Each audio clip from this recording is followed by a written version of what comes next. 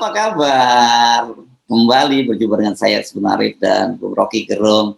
Bung Rocky Gerung ini meskipun Formula E sudah berakhir, tetapi imbasnya itu masih terus berlanjut ya. Dan kita pahami ini karena apa? Ada lanjutan setelah ini saya kira kontestasi Pilpres 2024 gitu. Dan bagaimanapun juga itu kemarin Anies Baswedan memetik poin penuh lah dari Formula E ya. Iya, karena akhirnya orang nggak peduli lagi siapa menang dalam Formula E itu. Ya. Dan kompetisi berikutnya pindah kemana nggak penting, karena yang lebih penting adalah foto Anies bersama Puan. Kira-kira begitu kan. Jadi seluruh sifat politik akhirnya kita baca di situ. Dan PAN yang mau membeli tiket ya, mungkin nggak jadi juga. Ya. Karena sebagai isu dia hilang aja tuh. Begitu foto itu muncul, bahkan soal Presiden Jokowi datang nggak penting, orang mulai melihat Puan dan Anies, atau Anies dan Puan yang kalau disingkat jadi Ampun. Anies dan Mbak Puan, singkatannya Ampun. Iya, saya mau singkatin begitu aja supaya gampang. Oke, pokoknya tetap kita kasih tahu syaratnya bahwa kalau mau didukung oleh kita, oleh FNN, harus 0% dulu. Selama itu nggak ada 0%, Anies juga nggak akan kita dukung, gitu ya, Bung Rocky? Iya dong, itu mesti clear pada Anies, bahwa jangan nunggangi sesuatu yang tidak disukai oleh etika politik gitu. Dan 0% itu adalah syarat supaya kita dukung. Kalau enggak ya dari sekarang kita ampun-ampunkan aja tuh. Oke, tapi kita balik ke Formula E. Ternyata luar biasa angkanya. Saya kira ini statistiknya sulit dibantahkan karena masuk ke Ancol itu kan memang terkalkulasi dengan baik gitu ya. Dari target 22.000 penonton itu ternyata kemarin penontonnya sampai 60 ribuan gitu ya. Dan memang tidak semua masuk yang di arena sirkuit, ada yang banyak nonton dari layar besar di Ancol gitu. Ini artinya angkanya hampir sama dengan Mandalika ya. Mandalika waktu 62.000 gitu. Dan kemudian ada pujian memang kepada Anies dari pendiri dari co-founder Formula E gitu, bahwa ini sukses luar biasa itu berkat kepemimpinan Anies dan sebagainya. Tapi yang menarik adalah pertempuran di kalangan buzzer. Dan ini sebenarnya kenapa kita bahas buzzer, karena soal pembelahannya. Ini saya baca ada satu yang di selebriti ya namanya, ini Feni Rose gitu ya. Rupanya dia mencuit berkaitan dengan masa depan energi yang go green, dan dia pro pada balapan ini, dan kemudian dia tiba-tiba disebut sebagai Kadrunwati. ini menarik juga. Tiba-tiba muncul semacam ini, masih aja yang begini-begini. Ya akhirnya kecemburuan timbul karena nama Anies ya langsung melejit. Jadi sebetulnya kita cuma bisa membayangkan ya orang-orang yang terbelah di bawah itu kan hasil ikutan-ikutan terbelah di atas itu. Tapi kita gembira-gembira aja kalau pembelahannya di atas elit ya kita senang. Yang bahaya kalau rakyat ikut terbelah. Jadi fenomena Anies Baswedan itu di media sosial maupun di survei tinggi sekali. Yang harus dihitung Anies adalah tingginya itu bisa tiba-tiba hancur karena soal threshold aja dan nggak dapat partai. Jadi pasti harga Anies itu dia jadi blue chip langsung tuh dalam pasar politik tuh. Nah semua ngincer itu dan semua ingin masuk dalam perebutan Anies. Tetapi banyak juga partai yang ingin mengundang Anies hanya untuk dapat setoran awal. Kan itu bahayanya kan. Dan itu akibat dari Anies nggak punya pet, nggak punya grip, nggak punya partai yang bisa langsung menjamin. Lain kalau 0%, Anies bisa katakan ya oke, saya bisa pilih sendiri kok. Kalau sekarang Anies terpaksa udah sebenarnya paruh di ijon dengan menaikkan elektabilitasnya, dia di ijon juga. Sementara dia nggak tahu bagaimana caranya supaya dia dapat jaminan bahwa dia tidak sekedar dipermainkan sebagai harga saham yang digoreng-goreng. Ini juga bubble juga kan kalau harga saham kan. Jadi Anies dibubble-kan supaya banyak investor yang ngincer dia. Padahal sebetulnya di ujung itu udah ada desain untuk sekedar ya Anies boleh tapi dia pasti rentan karena dukungan tidak diperoleh secara langsung dari partai. Nah itu pentingnya Anies juga kampanyekan lagi, ikut berkampanye dengan kita soal 0%. Kan itu intinya kan sama-sama Pak Lanyala, DPD yang bahkan sekarang DPD-nya sendiri mengajukan judicial review, bukan sekedar anggota DPD, tapi DPD sebagai lembaga. Jadi akan terjadi semacam ketegangan antar lembaga sebetulnya. Nah, bagian itu juga akan harus jadi faktor untuk melihat di mana Anies berpihak kalau terjadi ketegangan antar lembaga. Jadi itu yang harusnya memperkuat moral Anies Baswedan. Itu bacaan saya. Jadi pintu masuk pertama udah terlihat tanpa disurvei di pintu masuk Ancol. Pintu masuk Ancol itu bukti bahwa Anies itu blue chip. Sebagai saham dia blue chip. Oke. Tetapi saham unggulan gitu. Ya, saham unggulan. Tetapi karena dia ini namanya fundamentalnya, basis fundamentalnya nggak kuat.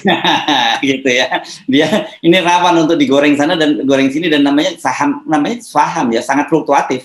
Ini begitu ada sentimen negatif sedikit itu bisa langsung anjlok kan gitu ya. Nah, itu bahayanya. Jadi Anies masih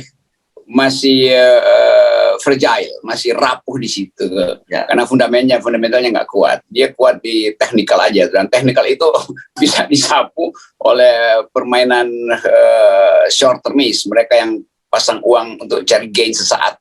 Itu saya kira sumbangan pikiran kita buat Anies supaya hati-hati.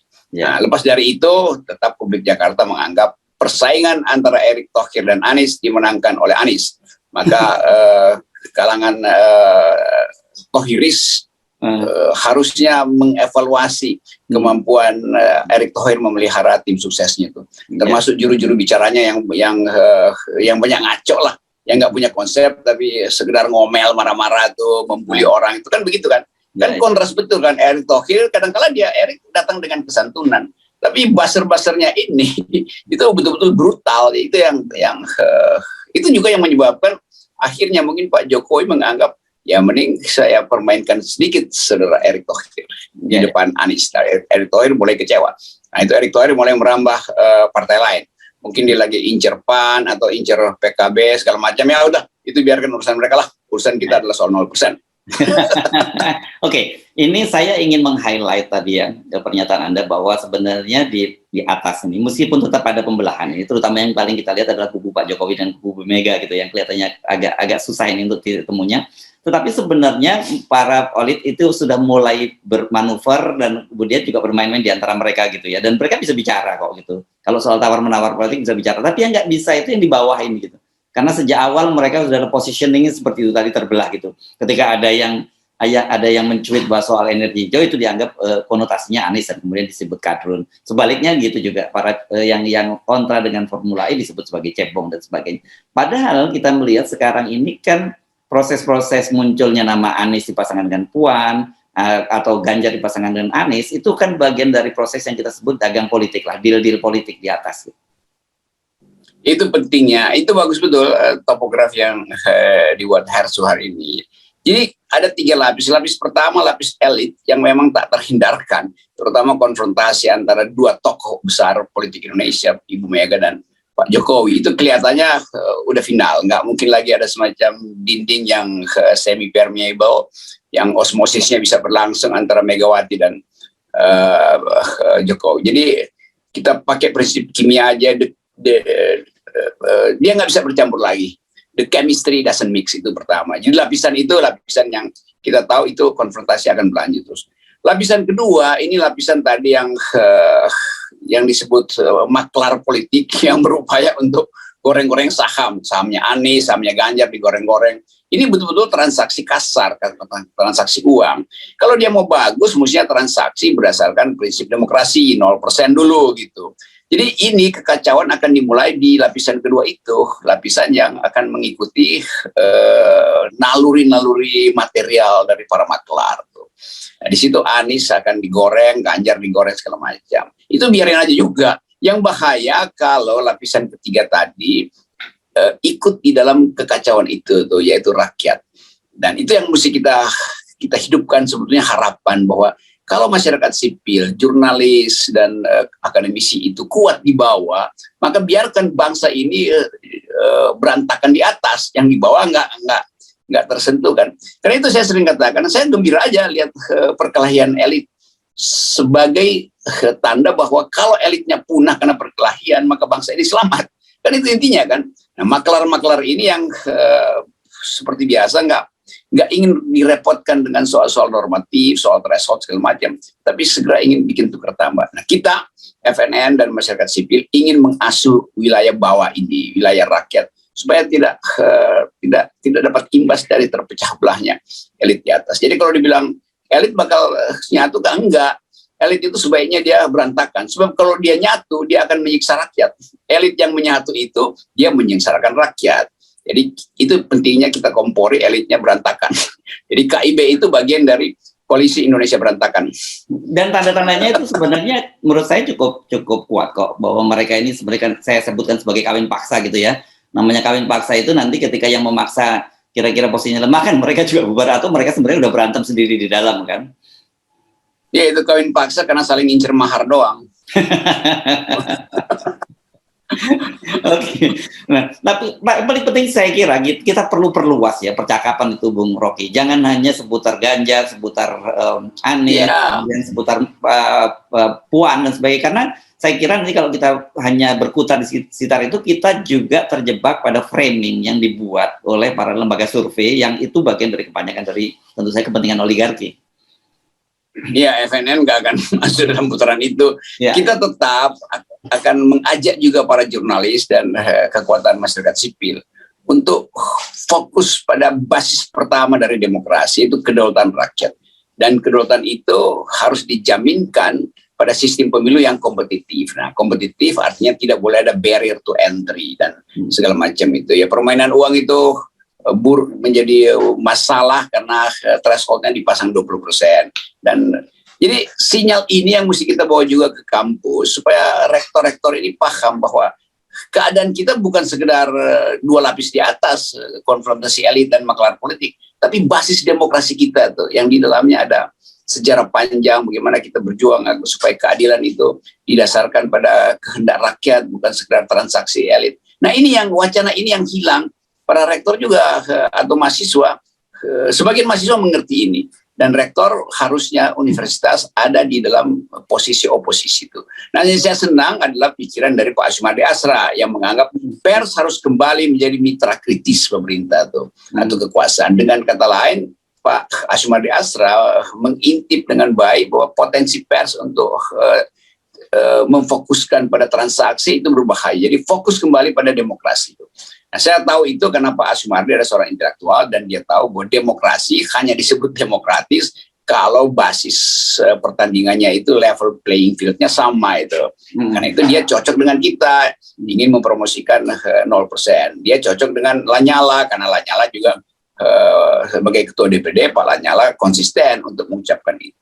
Jadi kita masih punya harapan lah, ada pers yang dipimpin Pak Asumardi Asra, ada DPD yang dapat inspirasi kuat dari masyarakat sipil, lalu mengambil posisi beroposisi secara konstitusional tuh.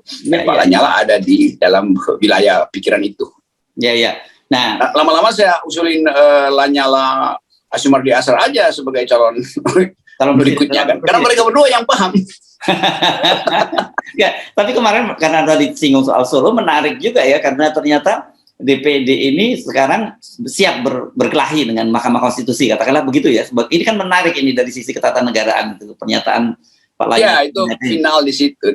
Ya. Jadi ada percakapan baru nanti di publik tentang kalau terjadi konflik ketatanegaraan, siapa yang mesti ambil alih? Ya pasti MPR tuh, dan mesti putuskan. Kan nggak ada yang lebih tinggi lagi kan. Tapi sebetulnya ada etik yang tanpa harus diremuskan, yaitu kalau DPD mengkritik pemerintah karena tetap nggak ingin mengubah 20% itu, kan sebetulnya MK kirim bola panas ke pemerintah. Karena ini open legal policy, nah silahkan DPR dan pemerintah revisi itu tuh. Tapi cara MK mengelak itu juga tidak etis kan. Tetap MK mesti proses dalil-dalil baru ini. Dan ini MK akan kehilangan pamor, profil kalau dia nggak mau memproses DPD. Karena DPD ini bukan orang, DPD lembaga, jadi tetap dia akhirnya mesti proses. Jadi saya berpikir ini akan jadi ketegangan ketatanegaraan. Nah, itu pentingnya mulai sekarang kita undang banyak pakar untuk masuk dalam pembicaraan ini. Nah, ini fenomena baru yang akan mengubah cara kita melihat politik itu. Jadi orang akan ingat bahwa DPD Pak Lanyala itu mengambil inisiatif sekaligus resiko karena dia pejabat negara untuk berkelahi dengan pejabat negara lain yang kebetulan jadi iparnya Pak Presiden. Nah, saya sebutin plannya gitu ya. Nah, dari sini saya kira jadi jelas sebenarnya apa yang Anda maksud gitu, perkelahian di level elit itu baik untuk rakyat gitu. Karena selama ini kan yang terjadi elit berkelahi, tapi kemudian yang bukan elit berkelahi, elit pura-pura berkelahi gitu, tapi kemudian menjadi korban di level rakyat. Iya, itu yang menyebabkan orang anggap Rocky Gerung itu FNN memecah belah bangsa. Enggak, kita memecah belah elit, bukan bangsa. Kita ingin elit itu memecah belah supaya bangsa selamat. Kalau elitnya bersatu, bangsanya justru yang akan mereka rusak. Jadi itu logikanya. Ya. Jadi gue bilang, kita provokasi, memang kita provokasi. Karena memang kita ingin memecah belah elit. Ya. Dan itu sebenarnya anomali ya, saya kira ya. Apa fenomena yang terjadi di Indonesia itu anomali. Biasanya kan gitu, dalam sebuah masyarakat yang paternalis seperti kita, ketika elitnya rukun, itu rakyatnya juga rukun. Tapi yang terjadi ketika elitnya rukun, tapi malah menyengsarakan rakyat, itu yang terjadi kan, karena mereka bersekongkol gitu. Ya, itu istilah dari paradoks ya, Pak. Ya, anomalinya begitu. Kan ajaib kan, ini bangsa harusnya elitnya bersatu supaya rakyat tentram. Tapi sekarang yang terjadi, rakyat tepuk tangan kalau elitnya berantakan tuh. Karena mereka menganggap kalau mereka bersatu akan menyengsarakan rakyat. Oke, selamat sekarang kita dorong, selamat berkelahi DPD dengan Mahkamah Konstitusi 0%. Selamat lakukan hal-hal yang mendebarkan dan 0% tetap dikawal oleh bangsa. Yes. Oke, terima kasih Bung Rocky. Sip.